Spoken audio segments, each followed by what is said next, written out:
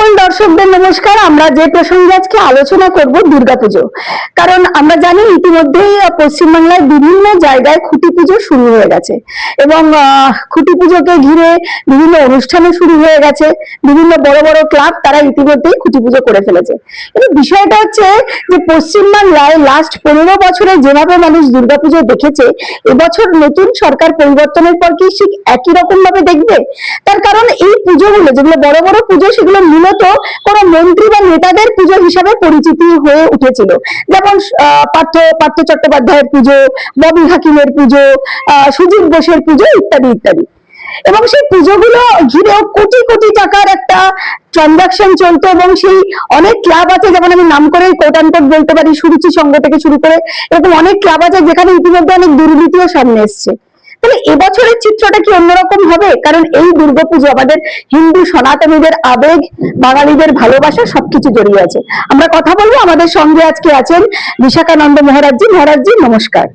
এই যে বাঙালির একটা আবেগ, বাঙালির পুজো, এবং আমরা নারী বলতেই নারী শক্তি মানেই তো দেবী দুর্গা এবং মা কালীকে পুজো করি, এবং আমরা জানি 15 বছর ধরে এই দুর্গাপুজোর নাম করে ক্লাবগুলো করায়ত্ত করেছিল তৃণমূলের মন্ত্রীরা, নেতারা, এবং তার পিছনে সেই ক্লাবকে সামনে রেখে তার পিছনে চলতো নানা রকম কর্মকাণ্ড। নতুন সরকার পরিবর্তন হয়েছে, কি বলবেন? আমি বলবো যে আমি শুনছি যে যারা এতদিন বড় বড় করে পুজোগুলো করতো সব তো জেলে চলে গেছে, ওরা এখন আন্দোলন করছে যে জেলের ভেতরে আমরা দুর্গাপুজো করবো। মানে শ্রীভূমি, সুরুচি, কুরুচি যতগুলো রয়েছে সবকটার মাথা ওখানে ঢুকে একসঙ্গে দুর্গাপুজো করবে। তো ওরা যখন এরকম আন্দোলন করতে পারে, তো শ্রদ্ধালু হিসেবে আমিও তো আন্দোলন করতে পারি যে ওরা যেই জায়গায় পুজোটা করছে সেই জায়গায় আমাদের ঢুকতে দেবো, আমরাও লাইন করে দেখবো, প্রসাদও খাবো। কিন্তু বিষয়টা হচ্ছে যে এই যে এত দুর্নীতি হতো ক্লাবগুলোকে সামনে রেখে, এবং আমরা জানি যে লাস্ট 10 বছরে মারাত্মক ভাবে একটা থিম পুজোর কালচার চলে এসেছিল, যেখানে আমরা মা দুর্গার যে আসল রূপ, থিম না ঘোড়ার ডিম, ওটা অশালীনতা, শিল্পের নামে অশালীনতা। যদি পিতৃপক্ষে মায়ের বোধন হয় তাহলে অশালীনতা ছাড়া কিছু হবে না। একটু ভেবে দেখো যে মা দুর্গাকে দিয়ে এমন এমন কাজ করানো হচ্ছে যার কিন্তু কোনো অনুবাদ বৈদিক মতে নেই, অন্যান্য কোনো শাস্ত্রীয় মতেও নেই। তাদের ইচ্ছে হয়েছে তারা করে দিচ্ছে। হ্যাঁ, নেটের শাড়ি পরিয়ে দিল, পুরো ট্রান্সপারেন্ট, সব দেখা যাচ্ছে। সেটাই আমি বলছি যে মা দুর্গাকে যেভাবে বিকৃত ভাবে মানে মূর্তি বানিয়ে সেটাকে থিম পুজোর নাম করে প্রচলিত করছিল, এই বিষয়টা তো এটাও তো একটা হিন্দু ধর্মের উপরে বা সনাতনীদের উপর একটা আক্রমণ করা।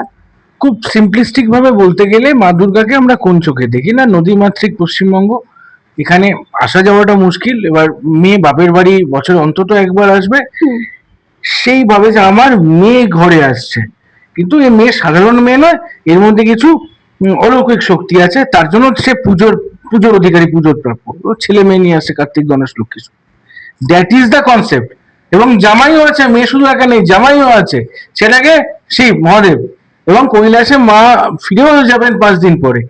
সেই সিম্পল কনসেপ্টটাকে কমপ্লেক্স করে একটা নোংরামিতে পরিণত করা, তারপরে সেই মা দুর্গাকে হাঁটানো রাস্তায় একটা অদ্ভুত ধরনের বাণিজ্য, তো এবং স্টেজের উপরে এমন সমস্ত নাচ গান, এরা মোটেই রুচিকর নয়। আমি বলছি যে ভাই তুমি সব করো, তোমার একটা সুন্দর চেহারা আছে, ফিগারও আছে, ভালো কথা, তুমি ফ্লন্ট করতে চাও করো, তো মা দুর্গাকে ছেড়ে মানে আরো সাধারণ ভাষায় বললে আমার মনে হচ্ছে এই কাপড়টা পরা উচিত, আমি পরছি, তুমি আমাকে শার্ট প্যান্টেও দেখেছো। এবার তোমার তো অধিকার হতে পারে না তুমি আমার ধুতির খুঁটি ধরে টানবে। আমার ধুতির খুঁটি ধরে টানা যা, মা দুর্গাকে নিয়ে উল্টো পাল্টা থিম বানানো তাই। এইবার আশা করছি সরকার পরিবর্তন হওয়া এবং ওই জনদরদী নেতারা যারা ক্লাব পরিচালনা করতেন, মানে বিশ্বাস ব্রাদার্স থেকে শুরু করে অরূপ স্বরূপ, এদিকে সুজিত বোস, এদিকে ববি হাকিম, তারা এখন জেলে যাওয়ায় হয়তো এই নোংরামিটা এই বছর থেকে আর হবে না। এবং আর একটা বিষয় দেখেছি যে মানে প্রাক্তন যে সরকার, মমতা বন্দ্যোপাধ্যায় সরকার, তিনি ক্লাবগুলোকে অনুদান দিতেন প্রায় 1 লক্ষ টাকার উপরে, মানে ওটা ধীরে ধীরে ক্রমবর্ধমানে বেড়েছিল সেই অ্যামাউন্টটা, 80 থেকে 90, 1 লাখ, এই যে বাড়ছিল। এবারে কি কোথাও এটা বন্ধ হতে পারে, বা আপনি কি এই যে ক্লাবগুলোকে অনুদান দিত এই বিষয়টাকে কি? আমি এর পক্ষে নই, পাবলিক এক্সচেকারের টাকা ক্লাবে কেন যাবে? পাবলিক এক্সচেকারের টাকা অনেক কাজে যেতে পারে, রাস্তা বানানো যেতে পারে, হসপিটাল হতে পারে, স্কুল ডেভেলপমেন্ট, কলেজ ডেভেলপমেন্ট হতে পারে, বেকার যুবকদেরকে একটা ঋণ দেওয়ার ব্যাপার হতে পারে, অনেক কিছু হতে পারে। যে মানে কি ক্যান্সার যেন ভুলে যাচ্ছে, মেয়েদের খুব হয়, সে ক্যান্সার নিয়ে বলছে যে ফ্রিতে চিকিৎসা হবে, হোক না, এগুলো হোক না। পুজো করলেই যে সব মিটে যাবে, ওই 5 দিনে আমার কাছে যা ছিল আমি তুলে ববি হাকিমের হাতে দিয়ে দেবো বা পার্থ চ্যাটার্জির হাতে দিয়ে দেবো, এর বাইরেও দুনিয়া আছে, এর বাইরেও সরকারের সাবজেক্ট আছে। সেই সাবজেক্টগুলোকে যদি সরকার অ্যাড্রেস করে আমার মনে হয় বেটার হয়, এবং হয়তো এবার থেকে করবেও। এটা তো তৃণমূল সরকার নয়, হয়তো করবেও। এবং নতুন সরকার আসার পর আমরা জানি যে দীঘাতে যেভাবে জগন্নাথ ধাম বানানো হয়েছিল পুরীকে নকল করে, আসার পরে কিন্তু মাননীয় মুখ্যমন্ত্রী শুভেন্দু অধিকারী তিনি ধাম উঠিয়ে দিয়ে মন্দির বলেছে, মানে জগন্নাথ মন্দির। তাও ভালো উনি মন্দির বলেছেন, আমি হলে মিউজিয়াম বলতাম। মিউজিয়াম? মন্দিরে কখনো হালাল প্রসাদ হয় না, তুমি হালাল প্রসাদটা করিয়েই মন্দিরের গরিমা ভুলুণ্ঠিত করে দিয়েছো। কোনোদিন দেখেছো যে কিছু লোক আছে পুকুর পাড়ে ঠাকুর ফেলে দিয়ে চলে যায়, সেটাকে আবার রিপিট পুজো করা হয়? একদম, বা গাছতলায় বসিয়ে দিয়ে চলে যায়। সেরকম একটা জায়গায় করে দিয়েছিল, তবু নিশ্চয়ই বৈদিকভাবে জিনিসগুলো সংস্কার হয়েছে এবং মন্দির হয়েছে, আমি সেটাকে সাধুবাদ জানাই। তো এর আগে যেটা ছিল দ্যাট ওয়াজ মিউজিয়াম, মানে লোকে ডাইনোসরের কঙ্কাল দেখতে যায়, হাতির কঙ্কাল দেখতে যায়, এটা জগন্নাথ দেখতে যেত, জগন্নাথের রেপ্লিকা হয় না, মিউজিয়ামে মোনালিসার রেপ্লিকা রয়েছে, সেরকম একটা ব্যাপার। আপনি নন হালাল মুভমেন্ট করছেন, একদম সামনে থেকে প্রথম সারিতে দাঁড়িয়ে নেতৃত্ব দিচ্ছেন, শুধু কলকাতা নয় গোটা পশ্চিম বাংলা জুড়ে, কি বলবেন? কি আর বলবো, মানুষকে জাগরিত করছি যে ভাই নিজের পকেটের টাকা দিয়ে বিরিয়ানি খাচ্ছিস, সেই বিরিয়ানি এটা জেনেও খাচ্ছিস যে থুতু দেওয়া আছে, খাস না। রুটি খা, লুচি খা, যা খুশি তাই খা, থুতু খাস না। থুতু খেলে সেলফ রেসপেক্ট নষ্ট হবে। অ্যাডিশনালি এই টাকাটা যাবে ঘুরিয়ে ফিরিয়ে টেরোরিস্টদের হাতে, জেহাদিদের হাতে। শুধু যে ডাইরেক্ট যে জেহাদে যায় তা তো না, ইনডিরেক্টেও যায়, যেমন লাভ জেহাদ। লাভ জেহাদে কে আক্রান্ত হবে? তোর বাড়ির মেয়ে হবে, তোর বাড়ির বউ হবে, হচ্ছে, হয়। এবং টার্গেটই থাকে হিন্দু মেয়ে বা ব্রাহ্মণ ঘরের মেয়ে। ব্রাহ্মণ নয়, হিন্দু মেয়ে, মানে অমুসলমান মেয়ে। বাড়ি ঘরেও জেহাদ হয়। একজন যদি ঢুকে যায়, সে এমন নোংরা নাংরি ফেলা শুরু করে দেবে যে পাশে আরো 10টা ফ্ল্যাট বা বাড়ি খালি হয়ে যাবে, সে কম দামে ওদের ওদের সম্প্রদায়ের লোকেরা কিনে নেবে। এগুলোকে আটকাতে গেলে দরকার একদম বেসিক জায়গা থেকে হচ্ছে হালাল বিরিয়ানিটা বন্ধ করা। হালাল বিরিয়ানি বন্ধ হলে দেখা যাবে যে হালাল লিপস্টিক বন্ধ হয়ে গেছে, হালাল নুন বন্ধ হয়ে গেছে, হালাল হলুদ বন্ধ হয়ে গেছে, মানুষ নিতে চাইবে না। বেসিক্যালি হয়েছিল ওটা কি, এটা তো হালাল কনসেপ্ট, মানে হালাল ইকোসিস্টেমটা তো ইন্ডিয়াতে তৈরি হয়নি, হালাল ইকোসিস্টেমটা তৈরি হয়েছে ব্রিটেনে। সেখানে হচ্ছে যে ওখানে একদল মুসলমান, মানে সমস্ত মুসলমান ব্যবসায়ী ঠিক করলো যে আমরা হালাল প্রোডাক্ট বেচবো, এবং সমস্ত মুসলমান ওদিকে যেতে শুরু করলো। ফলত যারা অমুসলমান তারা দেখছে তার দোকানে ভিড় হচ্ছে না, কেন?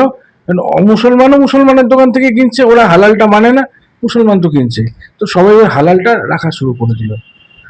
তো এভাবে স্প্রেড, যেটা পরে পরে গোটা বিশ্বব্যাপী হয়ে গেছে, আমেরিকা হোক, আফ্রিকা হোক, ইন্ডিয়া, মানে এশিয়া হোক, সব জায়গায় এই জিনিসটা স্প্রেড হয়েছে। কিন্তু বিশ্বকানন্দজি আমরা জানি, কলকাতাতেও আমরা দেখেছি, বা আমরা যে এলাকায় বসে আছি এখানেও দেখেছি, দুটা অন্তর অন্তর একটা করে হাজি বিরিয়ানি বা এই ধরনের একটা করে বিরিয়ানির দোকান করে দেওয়া হয়, বিক্রি হয়। এই জায়গা থেকে কিভাবে, আপনি যেহেতু একদম সরাসরি মুভমেন্ট করছেন, যে পরিকল্পনাটা কি, মানে এগুলো তো হালাল বিরিয়ানি, মানে একটা করে শুধু ওপরে দেওয়া থাকে বেঙ্গল বিরিয়ানি বা হাজি বিরিয়ানি নাম দিয়ে বসে পড়ে, এগুলোকে কিভাবে আটকানো যায়? মানে বা সরকারের দিক থেকে কি আপনারা কোনো সহযোগিতা পাচ্ছেন, বা সরকারকে আলোকপাত করতে চান বিষয়টা নিয়ে?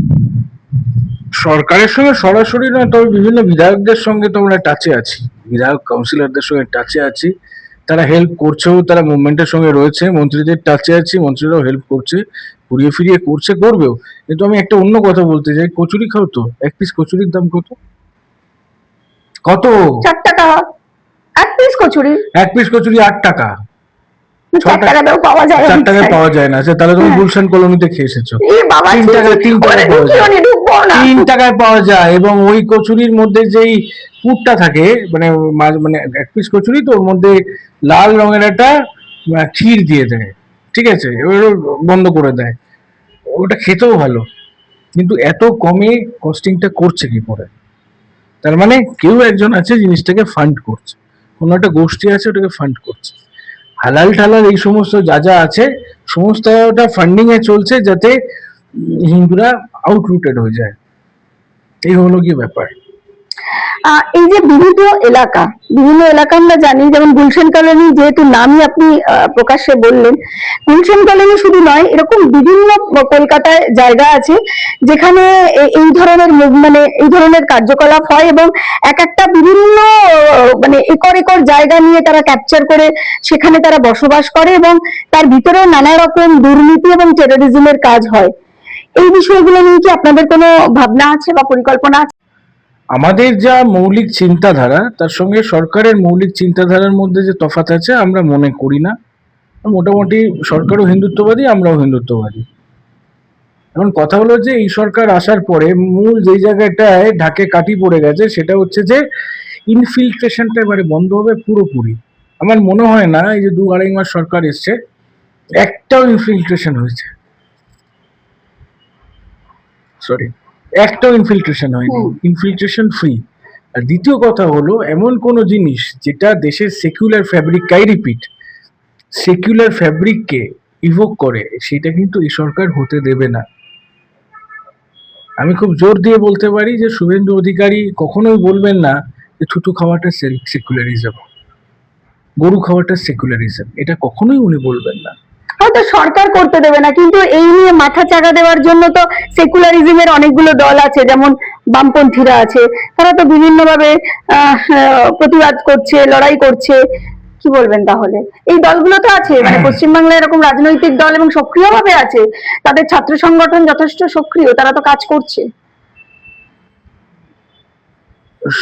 সরকার শপথ নেওয়ার প্রথম শুক্রবার পার্ক সার্কাসে চরম চরম করে ঢাক বেজেছিল, লোকের পিঠে বেজেছিল, দেখেছো? 10 মিনিটে পার্ক সার্কাস খালি হয়ে হ্যাঁ, মানে মানে ডিসক্রিমিনেশন হয়নি যে কে নারী কে পুরুষ, কার বোরখা কার লুঙ্গি, সবাই দৌড়েছিল। এরপরও কি ডাউট থাকে? নেক্সট, তাসলিমা নাসরিনকে নিয়ে কি বলবেন? তিনি বহু বছর পর ভালো মহিলা, শিক্ষিত মহিলা, নলেজ আছে, বহু কিছু জানেন, বলতে পারেন, সাহস আছে। তিনি যদি আরেকবার বলা ধরেন, আমার মনে হয় বাঙালি হিসেবে আমি গর্বিত হব, কারণ বাঙালি কুল এই পাগলামোর থেকে মুক্ত হবেন। রাজনীতি ছাড়া তো আমরা সবাই পলিটিক্যাল অ্যানিমাল, রাজনীতি কোথাও না কোথাও যুক্ত, সে যে কোনো ফিল্ডেই থাকুক না কেন। তাই রাজনীতি দিয়েই আমি শেষ করছি, কারণ পশ্চিমবাংলার রাজনীতি কিন্তু এখন নিশাকানন্দজি খুবই একদম গরমে গরমে, কারণ 21শে জুলাই, 3টে 21শে জুলাই হবে এবারে, সেটাও একটা দর্শনীয় জিনিস যে 3টে 21শে জুলাই, ঋত শিবিরের 21শে জুলাই, কালীঘাট শিবিরের 21শে জুলাই, এবং অরিজিনাল যে কংগ্রেস, ন্যাশনাল কংগ্রেস, তারা এত বছর পর সাহস পেয়েছে তাদের নিজেদের 21শে জুলাই করতে। মানে বেসিক্যালি তো কংগ্রেসের ছিল, তাদের যে যারা শহীদ হয়েছিল তাদেরকে নিয়ে তারা শহীদ মিনারে 21শে জুলাই করছে, 3টে 21শে জুলাই। মানে 21শে জুলাই ABC, এবিসি, মানে মার্ক্সবাদী 21শে জুলাই, মমতাবাদী 21শে জুলাই, সঙ্গে নেহরুবাদী 21শে জুলাই। বা এসব কনসেপ্ট আমার জানা নেই, আমি ওই ধরনের পার্টি করিনি। মার্ক্সবাদী 21শে জুলাই কি করে হতে পারে? ঋত তো মার্ক্সবাদী, মার্ক্সবাদী কাকে বলছেন? ঋত তো মার্ক্সবাদী, ঋত তো বলেছে যে আমি মমতার মধ্যে মার্ক্সকে পাই। এখন মার্ক্সের মধ্যে মমতাকে পাচ্ছে নাকি কিসে 21শে জুলাইতে পাচ্ছে আমি জানি না, অত কনসেপ্ট মাথায় ঢোকে না। সিম্পল কথা, এই বছর জাম হবে না। আর সবচেয়ে বড় কথা যেটা, যে আমরা কিন্তু 21শে জুলাইয়ের মঞ্চে দেখেছিলাম দেবকে পাগলু ডান্স করতে, আর অ্যাডও ছিল 21শে জুলাইকে ঘিরে, অ্যাড ছিল। কোন তেল মনে আছে তো?